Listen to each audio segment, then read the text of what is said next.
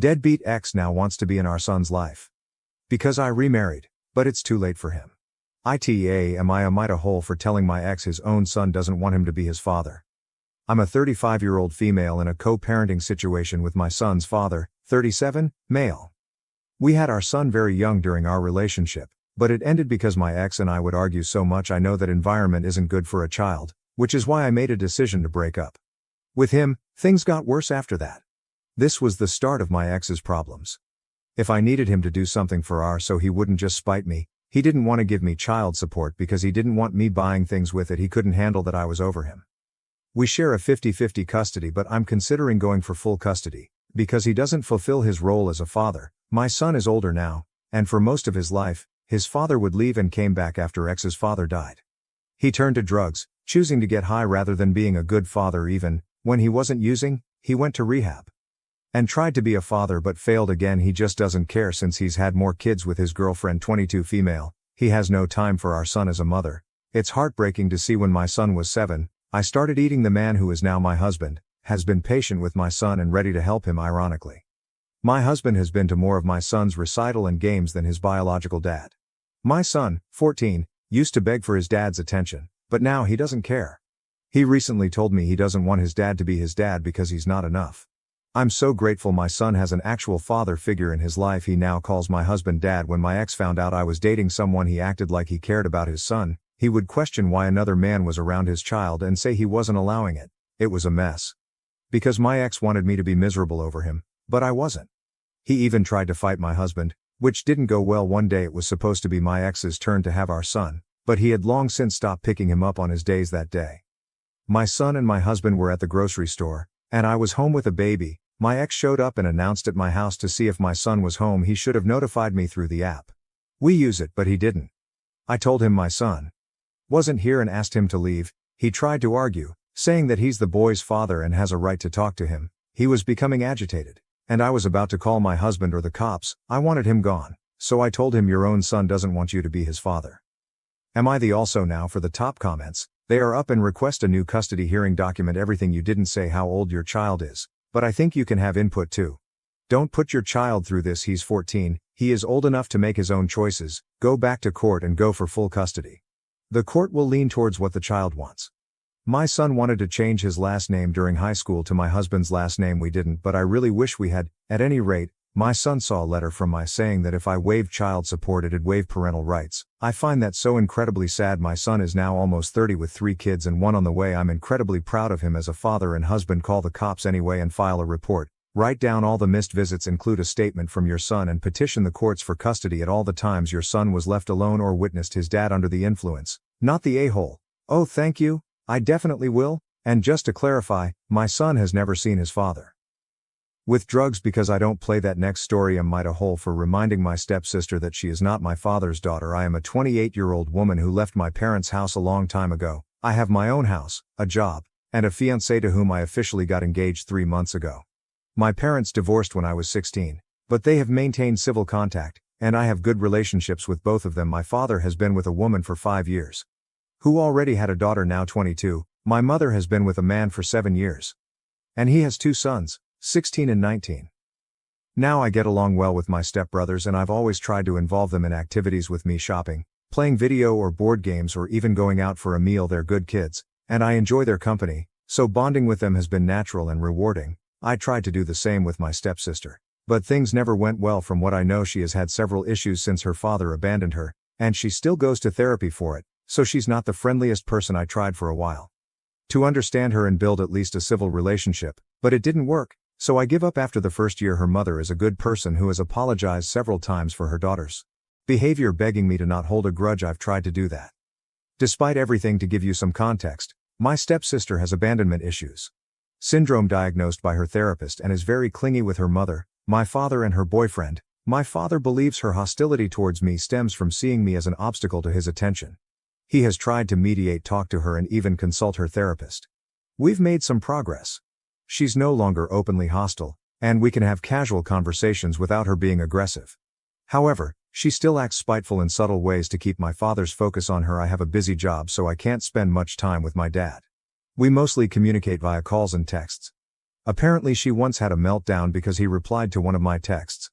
While with her, it bothers me, but my dad manages the situation by giving her reassurance without reducing his time for me. The problem arose recently when my fiancé and I set our wedding date for the end of May. We told our close relatives 2 weeks ago and are preparing to send out official invitations 2 days ago. While at my dad's house discussing plans to go wedding dress shopping, my stepsister interrupted, telling my dad she was planning a family trip with him. And her mom, my dad, a little taken aback, said they could organize it later. She then said she had already planned it for the end of May, the very week of my wedding. I got annoyed but stayed quiet. As my father told her she needed to pick another date because he had to attend my wedding, she had an emotional breakdown, accusing him of playing favorites, not loving her and leaving her behind. She then lashed out at me, yelling, "Why does he always has to choose you?" That's when I lost my temper and replied, "Hey, of course. He chooses me, I'm his daughter, who the heck are you?" She froze, shocked, and ran to her room crying. I felt bad immediately because I know what her issues, but her behavior had pushed me too far. Did she really expect my dad to skip his daughter's wedding for a vacation she planned intentionally for that week? My father seemed upset by my words. I apologized to him, explaining that I felt sorry for her but had tolerated her behavior for so long that I reached my limit. He said he understood, but was clearly hurt. I admit I was harsh, but I don't feel guilty for saying the truthfully. I should have been more considerate and let my dad handle it. Seeing the pain in his eyes makes me feel like not an a-hole. One question though, why? Are you and your father okay with her hurting you? I think what you said was you letting out your pain after years of hurt by her, and frankly, maybe even hurt by her father's attitude a bit. From my perspective, I think your father and her mother is babying and favoring her and allowing this behavior to continue. If my stepkids treated my own kids this way, I don't know what I would do since I have no kids, but certainly more than what your father is doing for you. What I wouldn't be enabling her for sure. She's not a child anymore, she's Anne. She needs to work on her issues and not take it out on people around her or be a burden to everyone who loves her. If I'm being completely honest about her mental condition has always been a sore point. I would get angry and resentful when she would get between me and my father, but I didn't say anything because I would have felt bad her on her behavior given her condition, and I've always tried to be understanding. And I think it's his sore point for my father too. It's not easy because it always seems like you are the bad villain who takes it out on a person who already has problems to deal with. This girl didn't even become part of your dad's life until she was 17. It's insane that she's this possessive of him and would try to stop him from attending your wedding. She's now Anne. And regardless of her abandonment issues, she deserved that reality check. You've been more patient than anyone could reasonably expect. I'd apologize again to your dad for your reaction, but make it clear that appeasing her at your expense would damage your relationship with him beyond repair. Also let your dad and his wife know that any drama from her at your wedding will result in her being asked to leave after this behavior. I uninvited her from the wedding step sister will only cause drama that day. Out of spite, Opie is not the a-hole. Agree. Imagine the tantrum she would get over a father-daughter dance. Next story. Am I wrong for dumping my boyfriend and exposing him to his baby mama? I dated Mark for over a year, and I truly believed we had something special. We talked about moving in together, made long-term plans, and he always seemed so invested in us, but everything came crashing down one evening when I stumbled upon a social media post that changed everything. It was a picture of Mark at a party. I hadn't heard about his arm around a woman named Lisa. Feeling uneasy, I checked her profile. That's when I saw her recent post announcing her pregnancy. Her caption read, "Can't wait to meet our little one in a few months." Blessed, my heart sank as I realized the timeline at line. Mark had been cheating on me and now he was about to be a father. The next day I confronted him. He didn't even try to deny it, saying he didn't know how to tell me, and that it just happened. I was furious and heartbroken. This wasn't just about cheating, it was about the lie and betrayal, so I ended things with him immediately, but I didn't stop there. I felt Lisa had a right to know the full truth about who he was dealing with.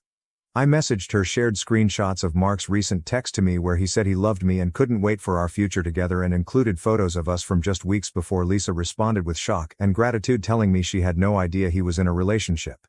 She kicked him out and made it clear their interactions would only involve co-parenting from now on. Mark is scrambling to figure out how to handle his situation with Lisa while having cut him off completely.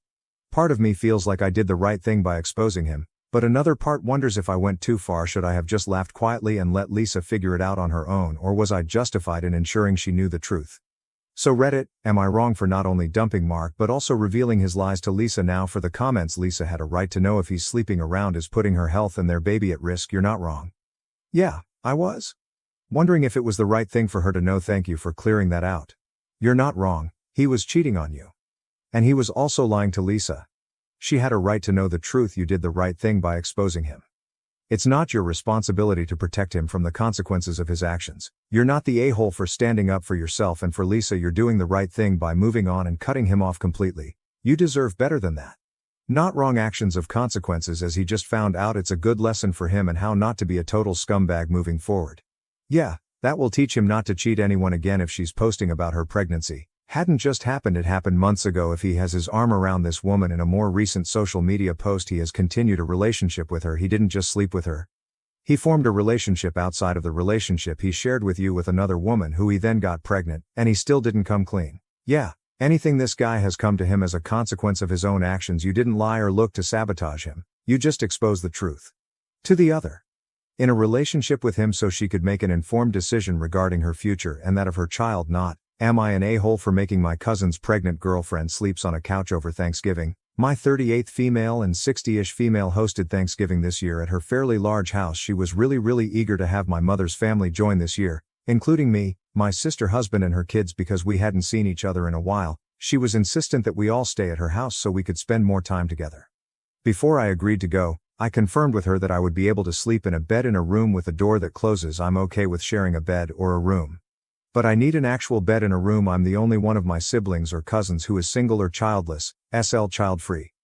Historically, I've always been relegated to the living room couch or floor during holidays. It has always. I'm overweight, so I wake up with back pain. I've had air mattresses deflate on me overnight due to a hole. I can't fall asleep until the younger family members finish hanging out at 1 a.m., and then I get woken up at 6 a.m. by someone making coffee. People keep moving my luggage. I end up with only a couple of hours of bad sleep and wake up in pain. I told myself that if I wasn't able to get a real bed in a room, I would get a hotel room. Thanksgiving week arrived, and I was pleasantly surprised to be in a room with a queen bed to myself. All the adults had beds they shared with her significant others. It was great for the first night. But the day before Thanksgiving, my cousin 35 male arrived with his girlfriend, 28 female, who is 6 months pregnant. As a surprise, he had originally told my aunt he wouldn't be able to make it because of her work, but wanted to surprise her. However, there weren't enough beds for everyone now. My mother said I could give up my bed to the couple and sleep on the air mattress in the den, but my aunt insisted I stay in my room. My cousin ended up on the couch with his girlfriend slapped on the air mattress. Now my mother is lecturing me about being a bad guest. She thinks I should have insisted that my cousin and his girlfriend take the bed, especially because she's pregnant. Am I an a-hole? Edit: to answer the question of why my mother couldn't give up her bed and sleep on a couch, she was sharing her bed with my father, and they are both in their late 60s. Not the a-hole. You weren't bad guest, you've been given the short stick many times and had needs you helpfully communicated in advance. You couldn't have anticipated additional guests. The only possible a-holes here are your cousin and his pregnant girlfriend. It's a nice gesture to surprise your aunt, but if he wasn't sure there would be a room for them to stay, it was in consideration not to make hotel reservations nearby and graciously decline any offers for your aunt to make room for the unexpected additions. I originally thought there were no a-holes, but your mom volunteering her space and then giving you a hard time is a hole. Secondly, the surprise guests expecting accommodation without arranging it in advances are also at fault. Mom's the a-hole for trying to give away someone else's bed instead of offering her own. Makes sense for her considering the expectations, though Opie has always been the one to bite the bullet for everyone else's comfort, so of course she should have to do the same now. This is of course and unfair to OB, not the a-hole, but you might have a mom problem. Why is she volunteering you? Your aunt is a good host who understood your specific needs and made sure you were accommodated. Your mom, on the other hand, is being a bad guest by trying to pressure you to give up pee space, which could make the host look bad. Honestly, I don't know why the kids weren't the ones sleeping on a couch or air mattress. Regardless, your cousin should have made arrangements to ensure his pregnant girlfriend didn't end up on an air mattress, like booking a hotel room. My mother Volan tells me a lot. She still thinks I'm a jobless 21-year-old. I try to set boundaries, but she just leaps over them because she thinks she knows what's best. I've accepted that she won't acknowledge boundaries, so I have to hold firm when she ignores them. It's something I've been working on with my therapist for a long time. My mother is the exact same. Weirdly comforting reading this post and hearing that you're unstuck up for you in addition to you holding your boundaries.